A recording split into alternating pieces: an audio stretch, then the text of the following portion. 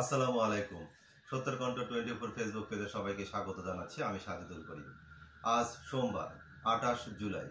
শুরু করছি রংপুর থেকে প্রকাশিত আজকের কিছু সংখ্যক দৈনিক পত্রিকার সংবাদ শিরোনাম। প্রথমে হাতে রয়েছে দৈনিক 52 আলো। দৈনিক 52 আলো সংবাদ শিরোনামে রয়েছে ফেসবুকে ধর্মীয় উস্কানি, হিন্দু পল্লীতে হামলা।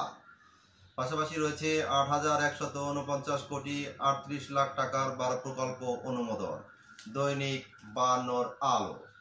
দৈনিক আগামীর সন্ধানে সংবাদ শিরোনামে রয়েছে এক ব্যক্তি 10 বছরের বেশি প্রধানমন্ত্রী নয়, একমত সব দল।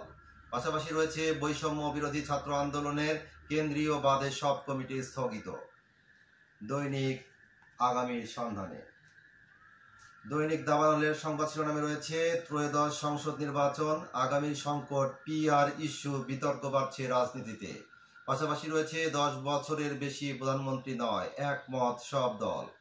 পাশে আরেকটি সংবাদ শিরোনাম সাংগঠনিক কর্মসূচিতে মনোযোগ, বিএনপি আপাতত মাঠের কর্মসূচিতে যাচ্ছে না। দৈনিক দাবানল। দৈনিক আমাদের প্রতিদিনের সংবাদ শিরোনামে রয়েছে মাদক পাচারে নারী নিরাপদ, ঝুঁকি কম, টাকার লোভে ঝুঁকছে তারা। পাশাপাশি রয়েছে কাউনিয়া স্বাস্থ্য ও পরিবার পরিকল্পনা কেন্দ্রগুলোতে ওষুধ সরবরাহ বন্ধ। দীর্ঘ 7 মাস ধরে ওষুধের সরবরাহ বন্ধ থাকায় কেন্দ্রগুলোতে চিকিৎসা সেবা বন্ধের মতো অবস্থার সৃষ্টি হয়েছে। পাশে আরেকটি সংবাদ শিরোনাম এক ব্যক্তি 10 বছরের বেশি প্রধানমন্ত্রী নয়, ঐক্যমত্যে রাজনৈতিক দলগুলো। দৈনিক আমাদের প্রতিদিন।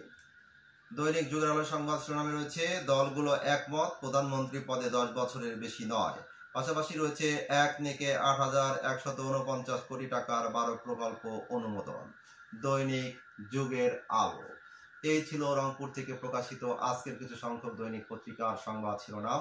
নিয়মিত সংবাদ জানতে চোখ রাখুন সত্তর কণ্ঠ 24.com ও সত্তর কণ্ঠ 24 ইউটিউব চ্যানেলে।